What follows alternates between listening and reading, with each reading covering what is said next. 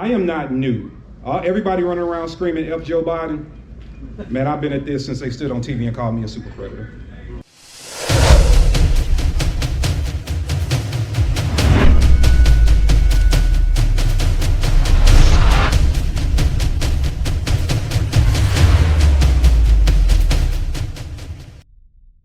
Okay, super excited about this one, and it is Kevin Dixie, John Willis, doing a twofer on racial politics or whatever else they want to talk about.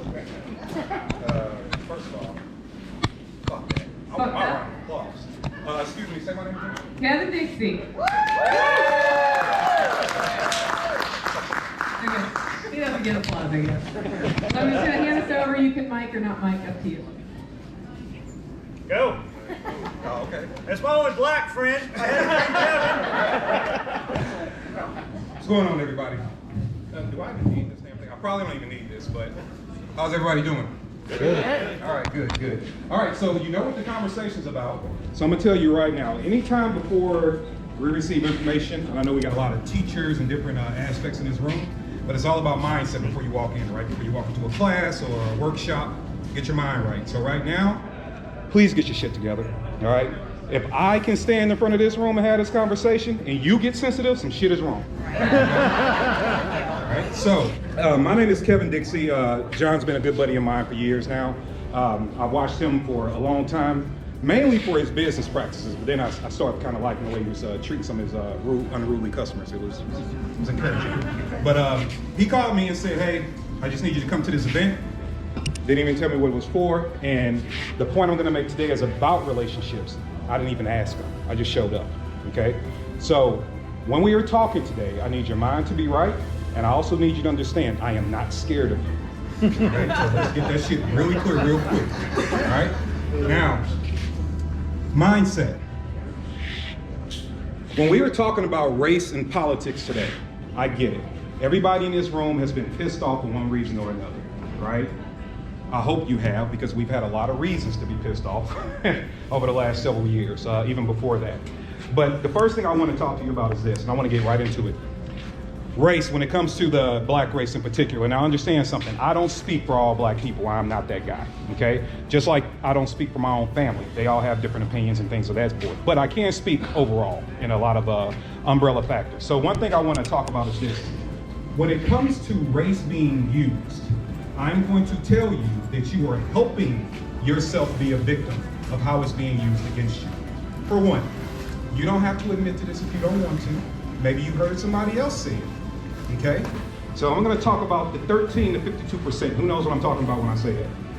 13% responsible for 52%.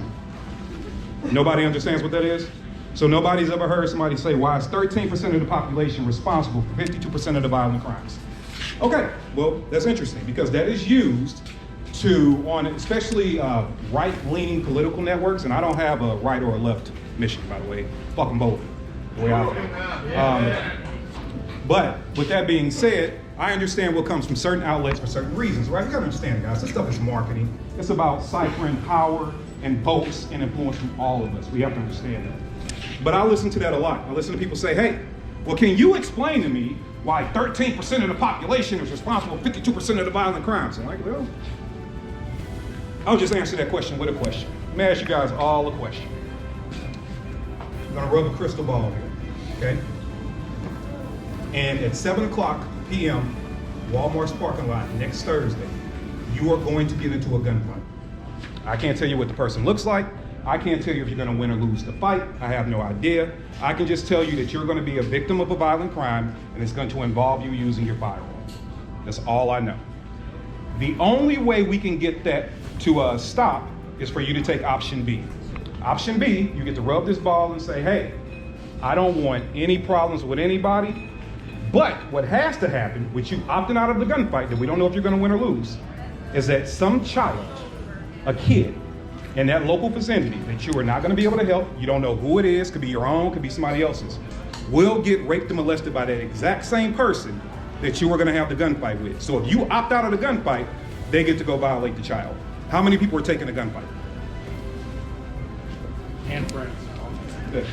Right? So we can say that the protection of our children, although not ideal to deal with violent crime, we'll take violent crime any day of the week over our children being violent, right? Doesn't matter what fucking color the kid is. It shouldn't. Well, one reason why I tell people to really be careful about when you hear that 13% of the population is responsible for 52% of the violent crime, and you got guys like me that are sitting there watching the reactions. Interesting. Since we just agreed that our children are our most precious commodity, right? And we will protect them at all costs, even if it means putting ourselves in danger. That means our kids come before violent crime, right? Who's responsible for 62% of child molestations and rapes in this country? White men. Now imagine if I'm on TV trying to have a debate about protecting our kids. We know sex trafficking is up. We know all this shit is getting rampant, right? Internet is kind of responsible for this shit. You get easy access to kids now. But however, the numbers are up. Now imagine me sitting on national TV trying to have a conversation about how we deal with pedophiles and predators and things like that, or they call them MAPs now, minor attracted persons, whatever. How would it feel to you to watch me talk about we need to do something about the white men in this country molesting children? How would you take that? Be pretty fucking personal, wouldn't it? Like if I look at you and say, hey, tell me about the white men raping kids. You're gonna be like, when did I rape a kid? Like, what the hell are you talking about, right? So imagine how I feel when somebody hits me with that 13 to 52%. Okay? And that's what I want you to understand. And that's what I mean by your politics or the people that you might favor, even if it's not for politically. When they start having conversations like that, a guy like me on the back end that's been behind the news channel networks, that's seen all the videos, and I'm looking at rooms like this where people are like, yeah, do something about those people. Like, who the fuck are you talking to? Right? But that's how we have to understand how we're being played against each other. Just like I'll say that example in a room like this because we're just having a conversation, I will never use that in an argument. To me, it's mean, it's vile, and it's accusing all of you of something that you haven't done. Right? So it's not fair. However, when that's being used against us, we see things like the George Floyd situation, and even more recent, the Ahmaud Arbery situation, right? And I saw that be leveraged against people a lot. Because what did they do, right? And maybe some of us were guilty of it. What did they do? They leveraged good old boys protecting their neighborhood from a jogger, non-jogger, whatever the case may be, right? Just did the right thing. Let me ask you guys a question. How many people, when they first heard about that case, heard people making it racial? Right? Even before we got any of the, like immediately, right off the bat, right? Okay, we all understand, hey, when something first happens, you might want to wait at least a week or two to kind of see what else comes out, right? All right, so in the meantime, we're trying to have a conversation about the Second Amendment and about the importance of protecting yourself. And I got a large portion of Americans, a large portion, some wearing their favorite 1776 shirts, saying, well, no, he was a thug, which, by the way, when you say the word thug, that's code word for saying the N-word to us, period. Especially depending on the way you use it, right? So it's cool. You ain't gonna ruffle my feathers because I can fight and I got a gun, so I'm all right, right? However, when I'm looking at that, I'm looking at people, everybody on both sides of it, right? They're like, hey, no, this happened. And these people are like, no, this didn't happen. You got to prove it. And we all saw the video footage. We all got the details, and then we got a conviction at the end of it, right? Did anybody hear what happened to the federal case, the federal hate crime case that McMichaels were up against? Anybody know anything about that? Yeah, because it didn't happen. They essentially said, we're going to let that go. Do you know why they said we're going to let it go? How many of you, and it's okay, we're just in a room talking. How many of you were kind of on the side when you first heard the story of the McMichaels? Okay, it's fine. Look, I'm not gonna do that to you. I'm pretty sure you got a gun too. It's all right. All right? It's all right. When they first announced it, Right, a lot of people did. But what happened after that is that all the recordings of Travis McMichael and all the Facebook posts came out. They came out in federal court. To where he said people like me are monkeys. They need to be killed and murdered. Okay? So, for a lot of Americans, they made it political. You're looking at that and you're saying, well, no, these guys were protecting their neighborhood. They were doing this and that. CNN gets it. They spin it one way. Fox gets it. They spin it another way.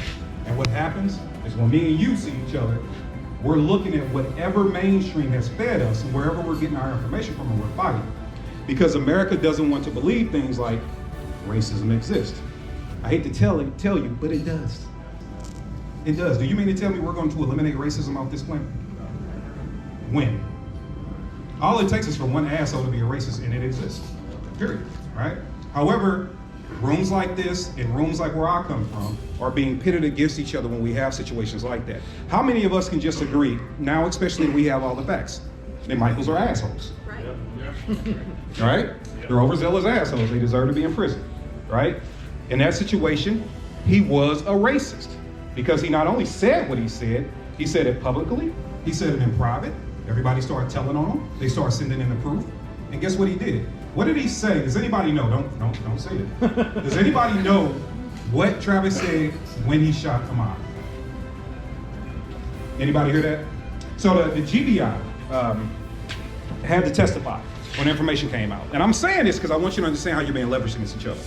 GBI investigator is sitting on stand, and he is white guy, bald, sitting there, and he's an investigator, he's giving his resume and all that crap. And he goes over what had to be said. What was said after McMichael Travis shot Ahmaud. And when you're looking at people talk about, oh, he wasn't a jogger, he was just a thug, he was doing this and he was doing that. Okay, fine. When he shot him, he said, and we got kids in the room, so I'm going to be really polite, effing in hard ER. Okay? And then imagine being me and watching hundreds of thousands of people say that isn't racist. That isn't racist. You know what's easier? For you to say, he's a bit of a jerk. It was, and screw that guy. Guess what? Now we don't have a reason. We don't have a reason to fight, but you know what happens? Your politicians get a hold of it. They'll say to you, well, no, we have to get all the rest of the information. Well, we've had the information for 2 weeks. He's just ignoring the fact that it came out. And you're being pitted against each other. All right? And so a lot of people, for example, won't come to rooms like this. Several of you have walked up to me today like, kind of appreciate you being here. And I'm like, why wouldn't I be here? Because this is my fucking country too. So why wouldn't I be here? I just said it was kids in the room.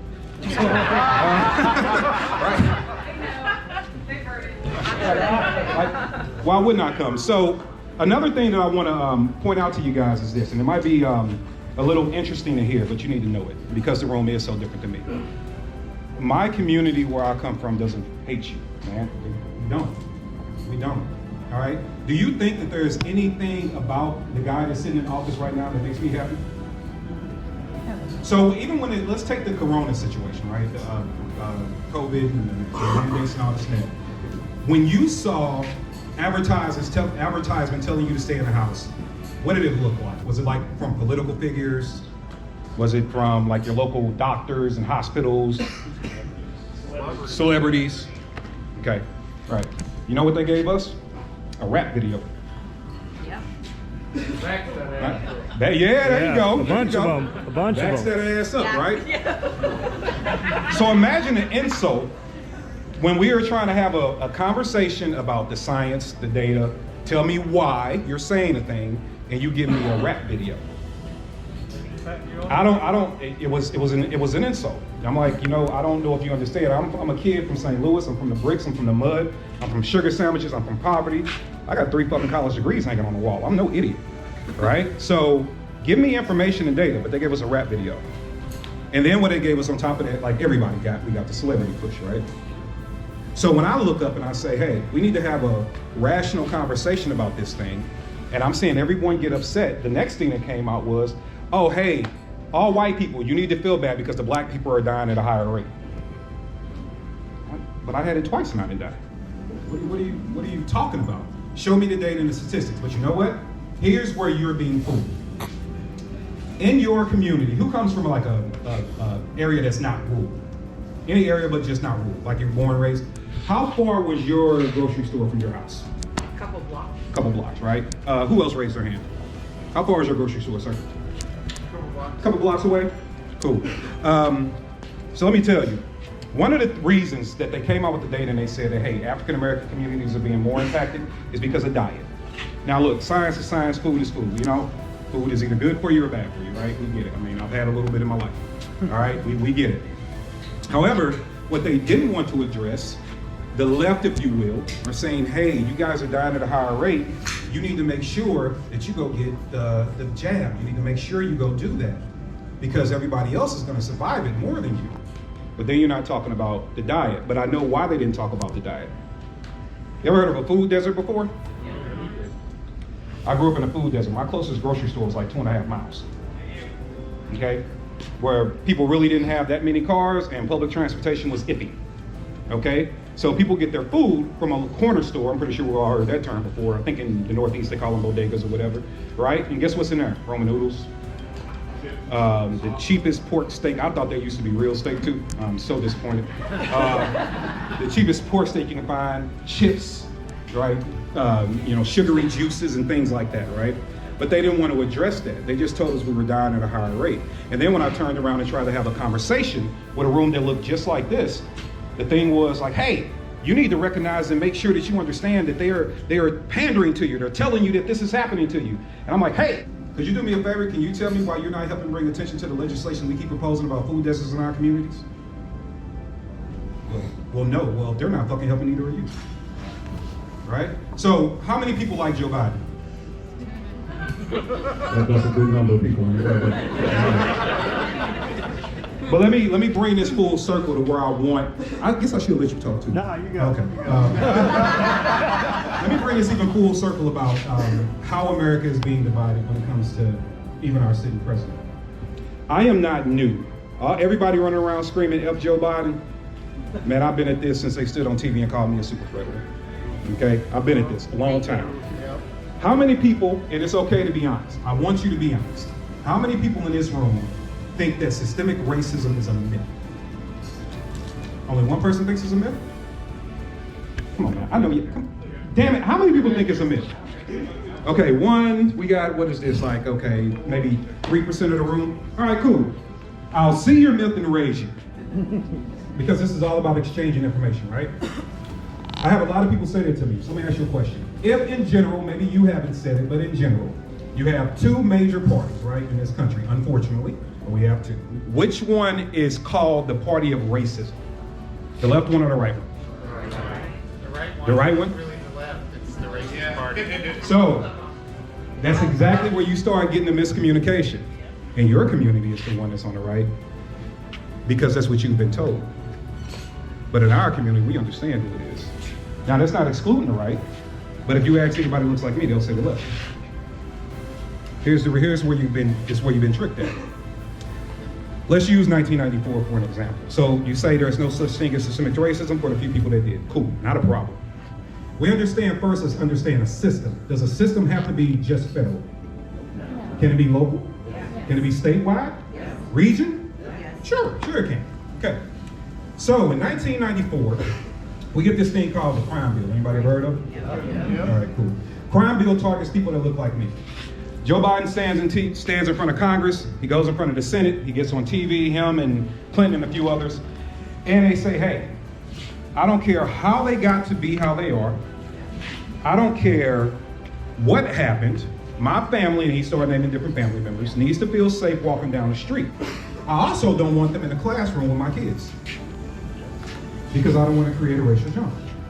Now, I'm not making this up, and you said it on TV. It's done nothing to record it, say it, right? Now, when I hear that, I'm like, okay, cool. So let me ask you a question. When they sent the 1994 crime bill in white areas, what were they after? Okay. Guns. What did they ban? Assault rifles, right?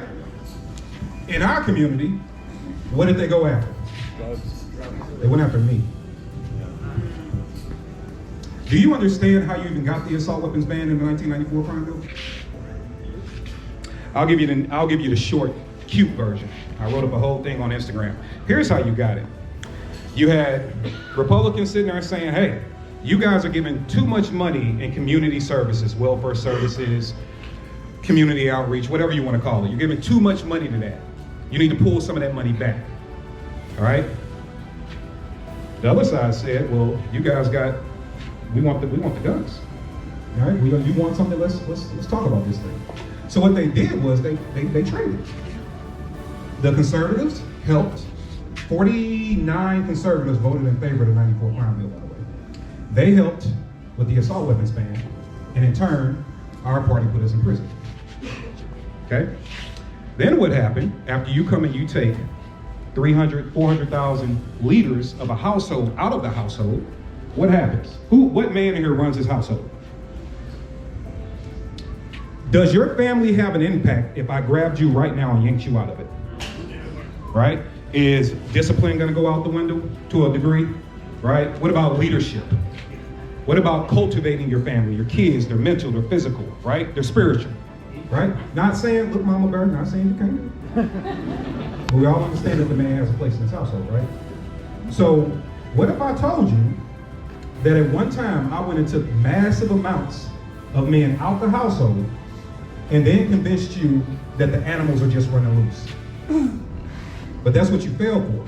And so when we get to systemic racism, okay, cool. How many of you right now can go outside of your front door, stand at the trunk of your car, wave at your neighbor, and a cop car drive up the street, and he just keep going? How many people would that be their experience? You know, maybe the cop gives you like a, hey buddy, you know, peace sign or something, keep driving.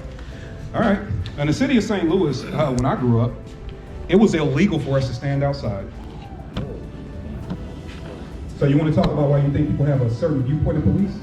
Imagine standing outside, talking to your neighbor across the street. A cop pulls up, gets out his car, and searches you. This little thing called the, what's that thing? Seems to be in a little paper called the Constitution, right? But not only do they search you, even if they don't find anything, they can lock you up for up to 24 hours and charge you a citation of $100 and keep you. And if you get out, they still make you go to court. Now you got to pay court fees and all that. All right? So, why wouldn't that happen in white communities? But you literally come one zip code over and it's happened. Do you think I'd look at that and say that's pretty fucking racist? Absolutely. But the system though, who's setting the laws in the city? What party is running urban areas? Okay. Mostly left, right? Just making observations here. Police chiefs work for who? Who does a chief of police normally work for in major areas? The mayor. The mayor, right? So when the mayor appoints the chief, they set down laws to the lieutenants, captains, lieutenants, so forth and so on, right? So who wrote the law that stated that you could lock me up just for standing outside? And if you say that that's racist, how is that not systemic racism? How is it not systemic racism when we have something called the Fair Sentencing Act? Now, why do we have something in 2010 called the Fair Sentencing Act? It's because you guys could go get cocaine, right? In its purest form, right off the boat from Colombia. I know some of y'all know what it is. You could get it, draw you a line, maybe get caught, you got a certain penalty. My community, you have to take it and dilute it, make this thing called crack, right? Which, by the way, systemic system. Who taught us how to make crack cocaine? CIA. CIA not only taught us how to do it, put it in our communities, okay, and then said we're going to give you a harsher penalty when you're caught with it, even though it's diluted. So when Reagan helped with that, contra, and I don't think I have to tell this room about that kind of stuff, I think you guys probably know. When he helped with that, what went missed is we were going to not only put the more dangerous drug in urban areas, we were also going to charge them with heavy penalties. And then Reagan basically gave an alley-oop, if you're a basketball fan, he gave an alley-oop to the Clintons' Law and Order crime bill. Well, they came through and decimated our areas. Now, I'll add to that. When did civil rights end? When was the civil rights era? People will argue, but really 68 is kind of my answer, right? When it ended, so to speak. But can you legislate morality? You can't, right? So let's just be fair. Let's say it's 1980 by the time America caught up, right? Where I could go in any restaurant you could go into and I could have true freedom. Let's just argue 1980. So, systemic racism doesn't exist, huh? Well, why couldn't I go into a restaurant and eat with you? Now, I was born in 79. And I remember when I was born, there were certain restaurants mom would tell me that, oh, we don't go in there because I still wasn't allowed, even though by law, I should have went. I should have been able to go. So when you are looking and saying, pull yourself up by the bootstraps, well, imagine this. How old is America? 200 and, how old is she now? This year. Oh, say that again? Sorry, I was a bicentennial baby. 246 years. 246 years old. Now, in the history of the world, is America still a toddler? Absolutely. She's a toddler. She's learning her way through this thing. She's screwed up. A lot of ways to go, right? Boom, we can agree with that. But at 246 years old, we agree she's still trying to get it together, right? Right? Now, how the hell are you guys looking at my community saying fix it in 40 years? When every time we get a leg up, you have legislation by like our sitting president that comes through and says, yeah, let's hit the reset button. Hey, as a matter of fact, you know what we'll do? Hey, Asian community, you guys are being attacked a little bit, right? But we still kind of want your influence, we want your favor. So we're gonna give you $30 million, and then we're gonna blame the black people on it. All right? So every clipping was of a black person attacking an Asian person, right? It's the way it was being spun, it's how it's being leveraged against you. And I'm like, well, all right, that's cool. Hey, you attack somebody, whatever. I don't really give a damn what color they are, what color you are. But then I turn around and I look and I'm like, oh shit, we get 30 million bucks too. What do we get $30 million for? Fucking crack pipes. Now, it's the smoking kits, right, which have different things in them. They have condoms, they have syringes, and we can see those kind of efforts going around the globe and things like that. But why in the world would there even be a mention or the inclusion of a crack pipe? That doesn't feel a little bit targeted? A little bit racial? What if I told you in my area, how much time I got left? As long as you know. What if I told you in my area, how is your school system paid for? Taxes, right? Pretty much. I mean, you get some donations here and there, but tax is the base, right? Cool. So from a 30,000 foot view, if I wanted to make your school awesome, right, we're probably gonna need a good tax base, right? Might not be the only money, but it's gonna be what really keeps it afloat. So if I know that you, and you all want this school to run great, but I don't want it to run great for whatever reason. So I come in and I make sure that I arrest you under the 1994 crime bill, for an example. I use that illegal stop, and it's called street demonstration, by the way, was the name of the law. In New York, they call it stop and frisk, right? So I illegally search you, maybe arrest you for something I found on you, give you a criminal record. So instead of you being an entrepreneur in certain aspects or the manager or something, now you're just a laborer, right? You're just a guy sweeping the floor because you got a criminal record, right? Cool. That makes your income go down, right? The lower your income, what do you pay less of? You pay it at the same rate, but you're getting less money, right? So if you're making 80 grand a year and I'm making 24 grand a year, the money I'm paying out is a little bit different. Now, on top of that, I can also set your kids up for failure to say, well, if I get rid of you, then there's going to be at least half a chance that this kid is going to kind of follow in those footsteps. Right. So now all of a sudden I keep that tax bracket down here. And then when you come to me and say, hey, our school system sucks, I'm going to say, well, we're not having tax money. Now, what did I do? I just made sure that you never made enough money to have good education. Because we are taxing you at the same rate. But we understand that we want to keep you as our laborers and we want to keep you down. So I'm going to stand up there and say, it's all kind of problems and we're working on it and we're fixing it. But really, I want to make sure that you're paying less tax money. I don't want you to grow up. I don't want your finances to grow up. Because guess what happens when you start making a lot of money and you have to work hard for it? You start paying attention to this shit, don't you?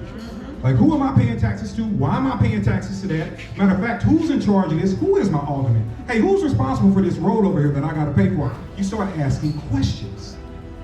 I don't need you asking questions, I need you to survive. And I need you to be more focused on surviving than you are thriving. So I keep you down here. And then when it comes to the media, and it comes to politics, as soon as you start complaining, I go, well, ask him. He's the Republican at the federal level that didn't let this law pass. That got shit to do with what I'm dealing with locally. But you fooled me to believe that it does. Those are just two easy examples of systemic racism. So what happens is when you guys might hear it on your major news networks, you go, what the fuck are you talking about? Everybody's got the equal opportunity I have. You can do just what I can do, and I can. I can. I made it out. I made it out. That doesn't mean everybody else got the same favor from God. It just doesn't. Right? And people often say, well, well, how do you know this to be a fact? You guys hear about the inner city from where? News. I Grew up in it? Who did? What city you grew up in? I grew up in Baton Rouge. Baton Rouge, Louisiana. So you will be able to relate. All right. Where you grew up? Went to school in downtown Kansas City, edge of the hood. Okay. I grew up in San Bernardino, California. I heard it was nice weather over there. They got a hell of a jail. They got a hell of a jail there. So when you grow up in some of these more urban and harsh environments, man, let me tell you, when I started hearing shit about what's not happening and how fair everything is, and I mean, no, it's not. Hey, when you guys grew up, everybody that said they grew up in an inner city or close to it, how many times did you see the police have a positive interaction with the community? Not one single time, right? So what? Now this being said, understand something. I spent 10 years of my life putting people in cages. I have a DSA.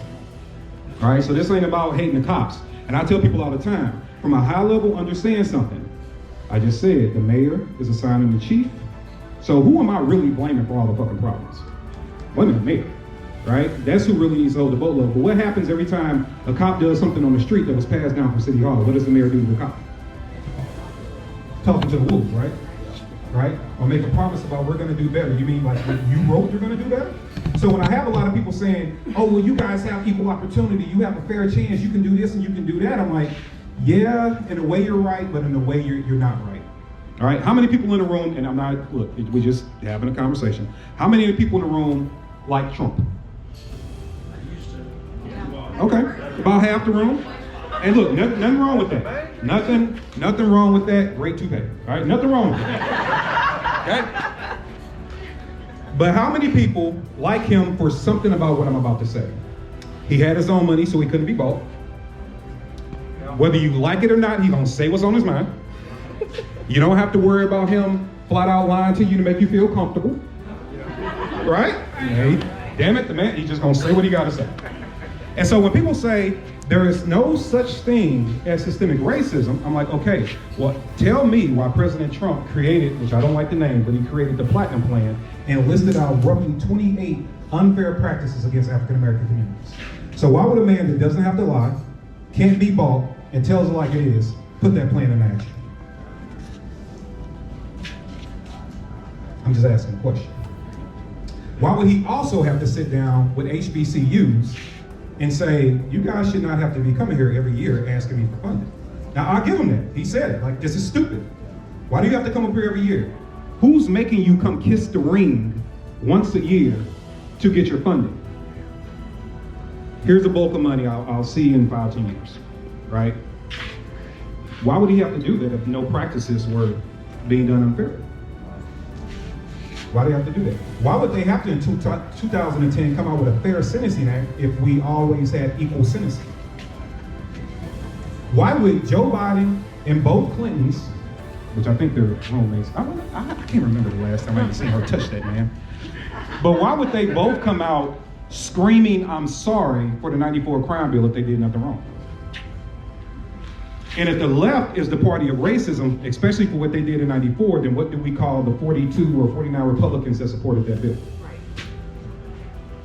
And if we can say that the left is the party of racism, that is, off the few examples I gave you that are running these urban areas to the ground, I know we've all heard that before. If we can say that, then what do you think the people in that community feel about the people that are enforcing the racist left laws? So when you get on TV, you're like, not you in particular, but you go on saying, you should respect the police. Yeah, all right. Keep that same energy when you just come out your front door to get groceries out your trunk and you can be locked up. Imagine how you would be, right? Now, I'm not saying people in urban areas don't do nothing wrong. Maybe I've done a couple things too. I'm not saying crime doesn't happen. I'm not saying things can't get out of control. I'm not saying any of that. And I'm not saying all cops are bad. I'm saying when you're being leveraged against each other. Now let me make this very, very clear, because this is a balance that always needs to happen. I am not anti-law enforcement. I am pro-justice, period. Period, down the line, point blank. However, when we are talking about the people that are showing up to do the job, I'm talking about the good people that just showing up to work, right? They're not coming there for nefarious reasons, they're just showing up to work. Still think about how it feels When you have people passing stuff like stop and frisk, when you have people passing things like street demonstration, and when people are being told to go out and deprive this community of their finances, because remember, we can't get a lot of taxes off of them, right? We kind of covered the elementary version of that. So if we can't get a lot of taxes off of them, how else do we get money from them? We find them. What's the best way to find them? Because homeownership is at a minimum, because most people rent, or a lot of them do, a large percentage. So you're not going to go after the investors that own the properties. No, why would you want to do that? Because they probably invest in other areas in your area, right? And well, you don't really want to piss them off, especially the big ones that come in and buy 10, 12 homes at a time. You don't want to make them mad. So how else do we get more money from these people? Why do you think Minneapolis, being one of the cities you just stated, that you can't pull people over for certain sites, certain things like invalid plates on a car? Am I saying, well, I don't know. I don't like paying the government money, so maybe we shouldn't have to register our cars. But at the same time, they have to pull back on what they have been allowing the officers to do to initiate stops. Well, why is that? Why would they do that? You think that just came up because of people said, well, it was because of George Floyd. How? George Floyd didn't get pulled over. That wasn't about traffic. All right? Now we have a couple other incidents that were, but no, they stopped that because it was wrong.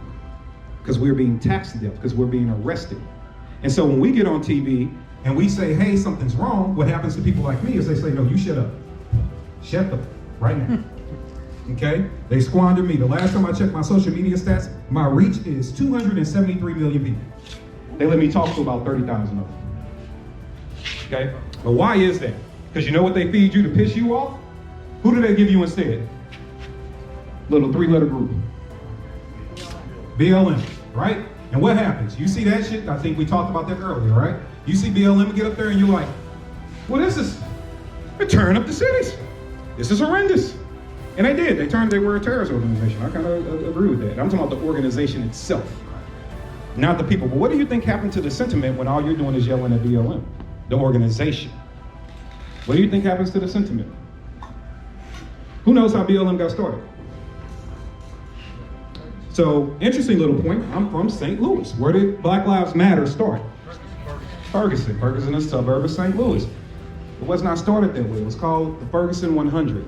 And so what I want you guys to know before I have to get off of here is that there are plenty of people doing good work. I myself run a community outreach program called Aiming for the Truth. To this date, we help people with mental health crisis, right? Because if I can send a boy or a girl overseas for 4 years and they come back with PTSD, imagine what the hell happens to these kids that are growing up in 20 years of it, right?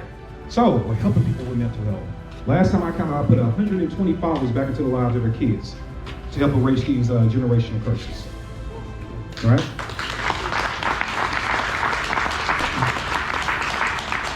The last time I checked, we got 40 people the ability to read and write, right? Kind of fixing what the school system didn't do, right? We're not making excuses. So I tell you guys that to show you I'm not unique. So when I see a group like BLM, imagine how the hell I feel, right? Now, that group that BLM hijacked, and she said it earlier, and she was absolutely correct. It's called the Ferguson 100. Ferguson 100 was a group of men who wanted to go out and fix their community. Not just Ferguson. Ferguson is not this ghetto you guys been convinced that it is. It's just not. They started in Ferguson, right? But St. Louis was the region they were going after, and they just wanted to go out and help. If it's feeding families, if it's giving young boys counseling, mentoring, whatever it is. There were 100 men that made a pledge to go make their communities better. Now, who can respect that? Right? What happened is, BLM, the organization, or the money first rather, showed up, right? And when the money shows up, one of the leaders of that group, a young man by the name of Darren Seals. Darren Seals was like, no. He called it out before it was famous to call it out, saying they are all about the LGBTQ movement, and I'm not against that, but this is not what this is. So he said no, and he said no loudly. Darren Seals was found with a 45 hole in his head and set on fire.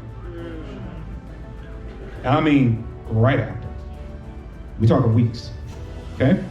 And then all of a sudden you get this organization called BLM that then on your TVs are standing up representing me, right? Because the last time I checked, it was supposed to be Black Lives Matter and it was based off the blood of black men. Well, how in your own about section do you never mention me? How do you only mention your mission to help the LGBTQIA plus community? That's fine, but that should be a mission over there. Why does it have to hijack this mission, right? But because it was never about Black lives. And this is how the country got fooled.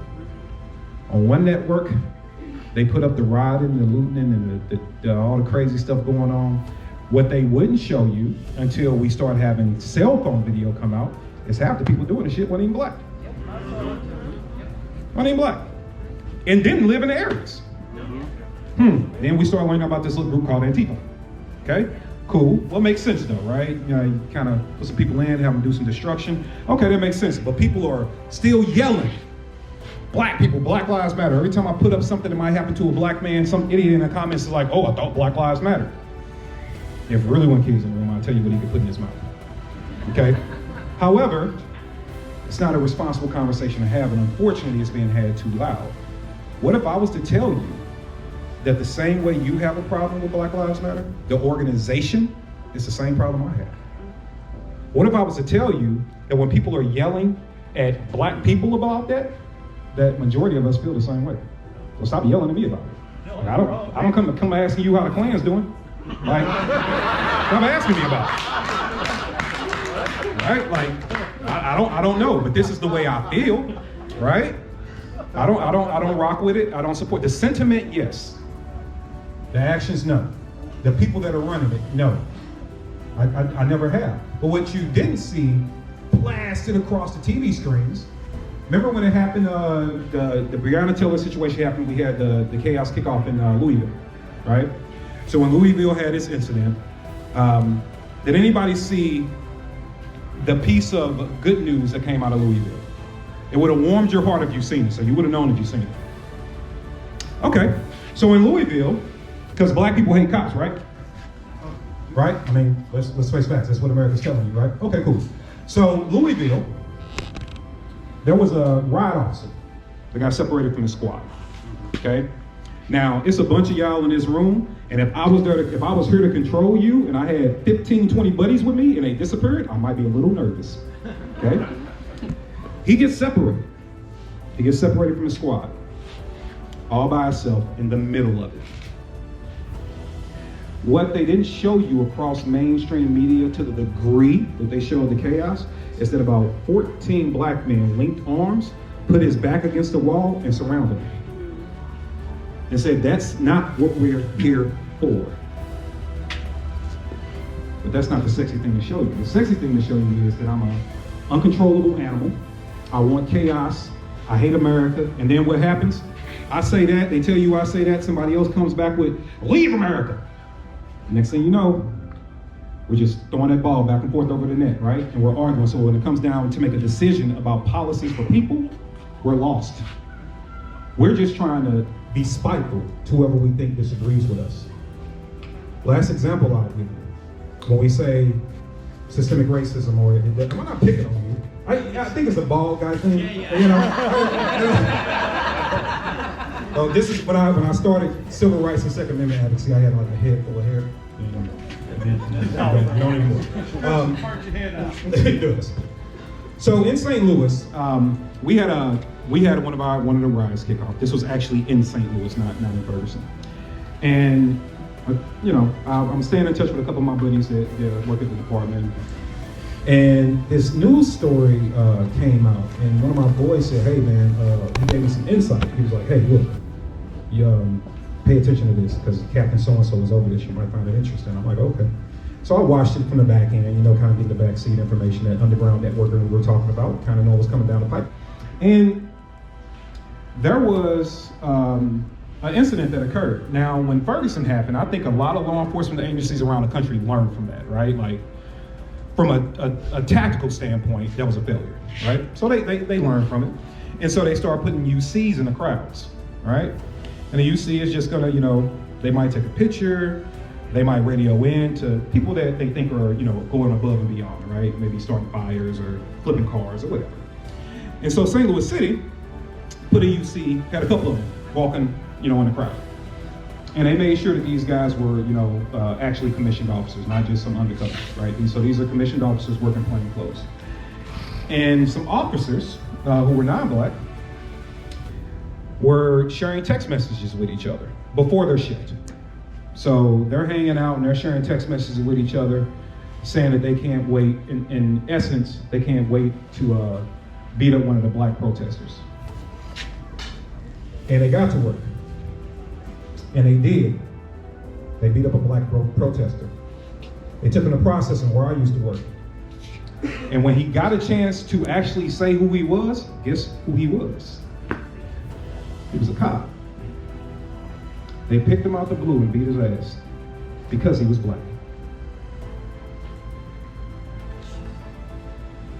You want to know why people feel the way that they feel?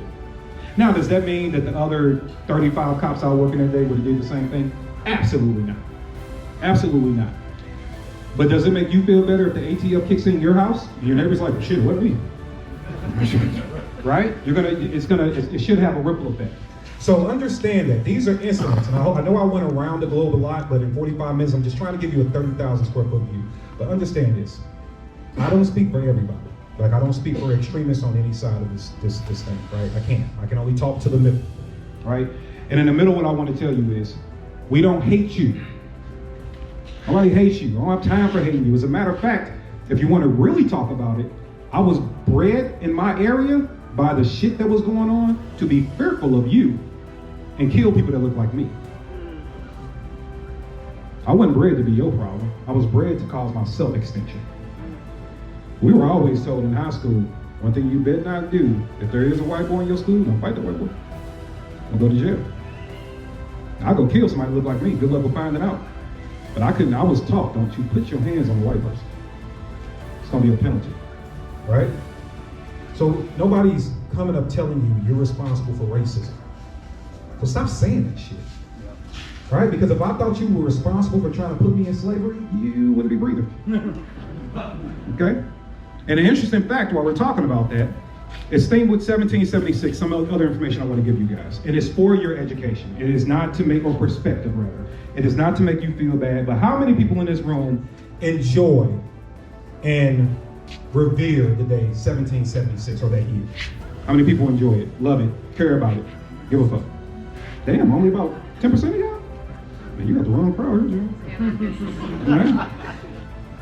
Cool, in 1776, what's so important about that day?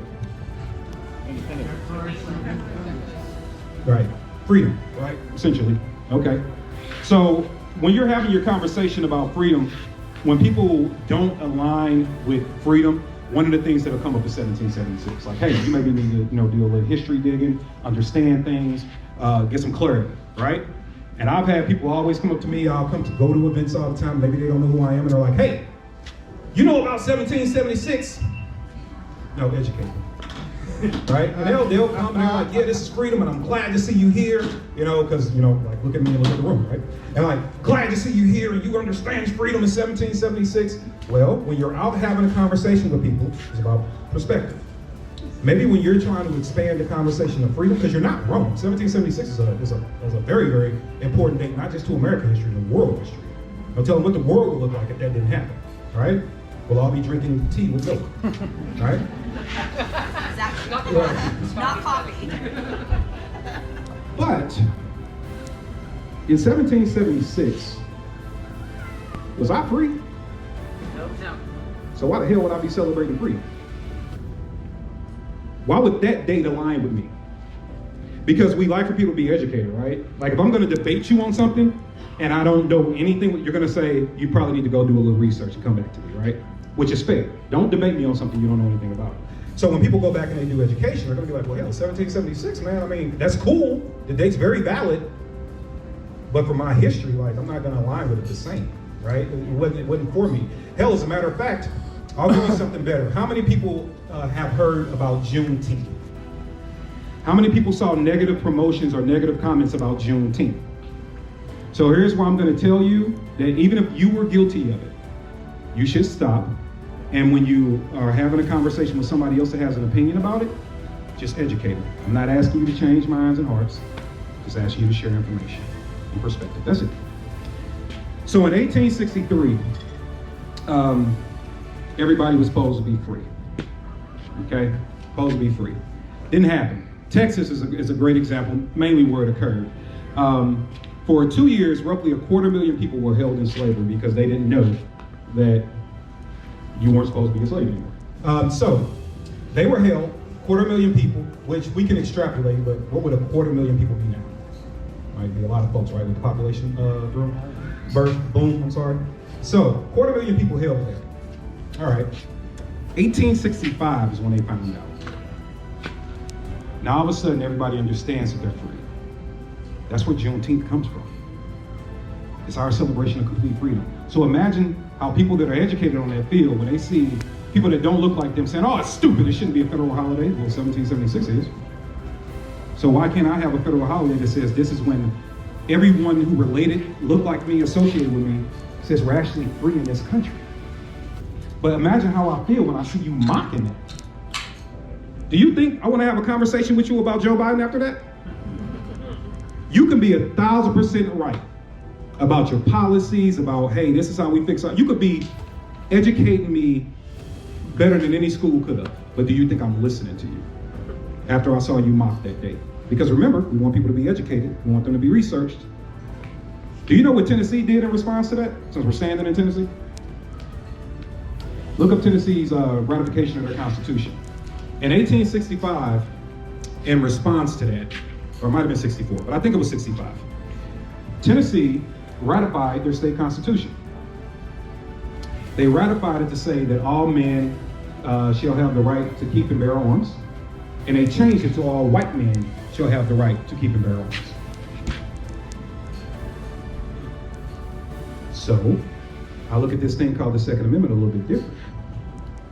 The fight's a little bit different, but my perspective's a little bit different. So 1776, although important, valuable, we need to talk about it. I don't mind it being on t-shirts, put it on more. I could get it out there. It needs to be talked about. Nothing against it.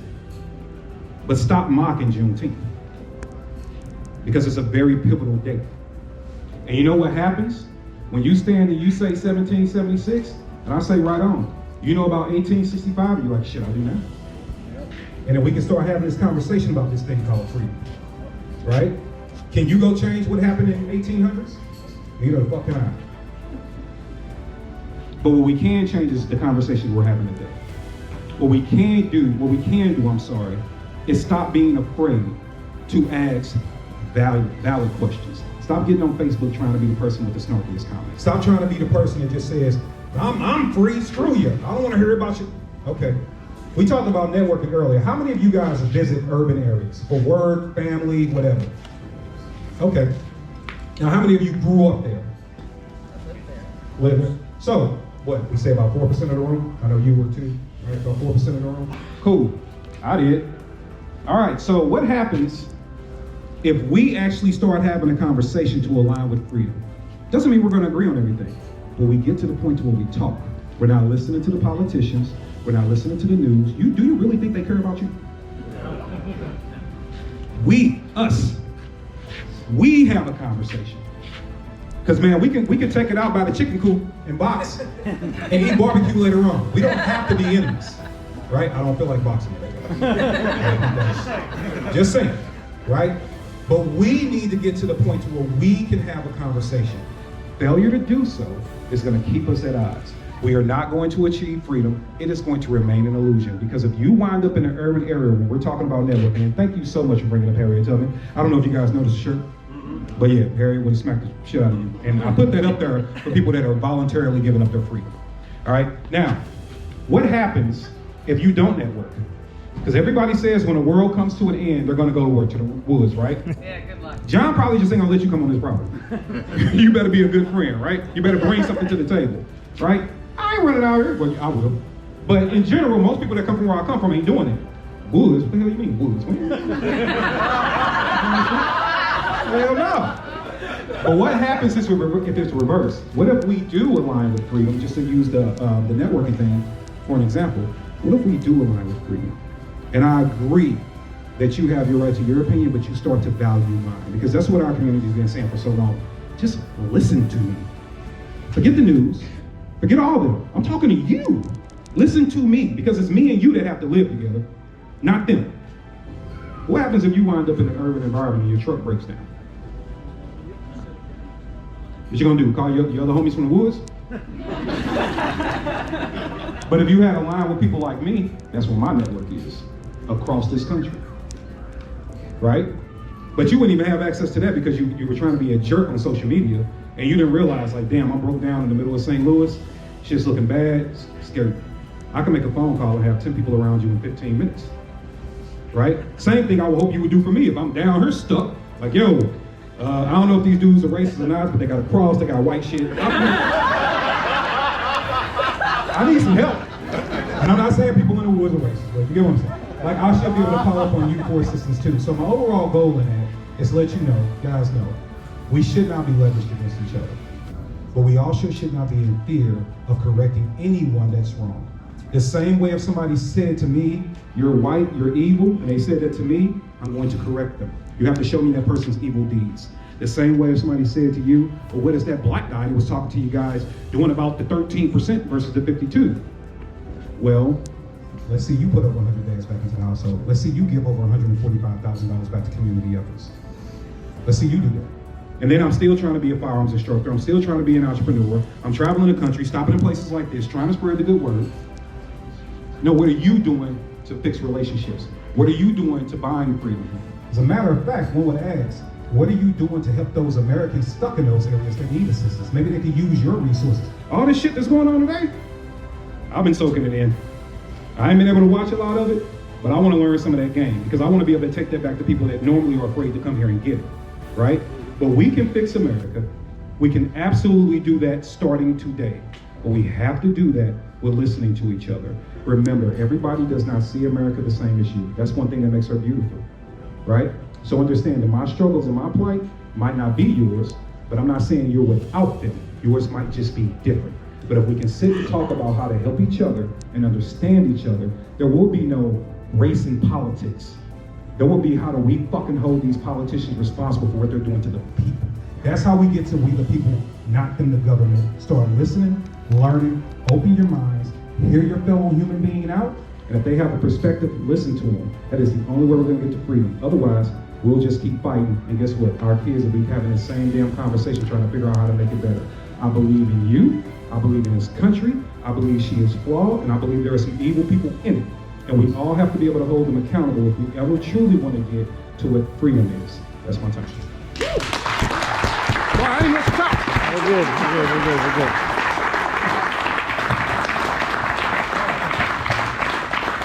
I told you didn't want to miss that one. Yeah. Hey, I didn't give you guys like my website and stuff. Yeah. All right. You can stay next to me. It's okay. It's okay. All right. So I do encourage you to engage with me. Okay, I encourage you to. All right. Only thing I ask people to do, if you got a question or something, man, just be responsible. Especially if you ask me on social media, don't make me flame you. Just because I will. So to be in contact, the website is nootherchoice.com. That's my firearms training company, nootherchoice.com. On there is the email, but you can email me at info@nootherchoice.com. If you want to talk to me directly and you don't want my team to see the email, my initials, KD. So Kevin Dixie, KD @nootherchoice.com. Okay, and on Instagram and all your social media stuff, it's the real NOC for No Other Choice. So the real NOC for No Other Choice. So don't hesitate to reach out. Go on the website, get some swag. There's also a shirt over there that says, "Don't make me act uncivil about my civil rights." I like that one. Don't mandate me to madness. I like that one. And yes, white people, if you're asking, you can wear the Harriet shirt. So don't be afraid to wear it. White people can wear a Harriet shirt. All right. Thank you, Kevin. I hope that you all were uncomfortable for parts of that. Because that's how we grow. Yeah. And I would hope that we never make it through a Self-Reliance Festival that we are not uncomfortable about something and realize, well, shit, I gotta deal with that. Or I have to address that. Yeah, man, I'm talking about realest, one of the realest to try. My family, SOE, got the tools to survive. Yeah.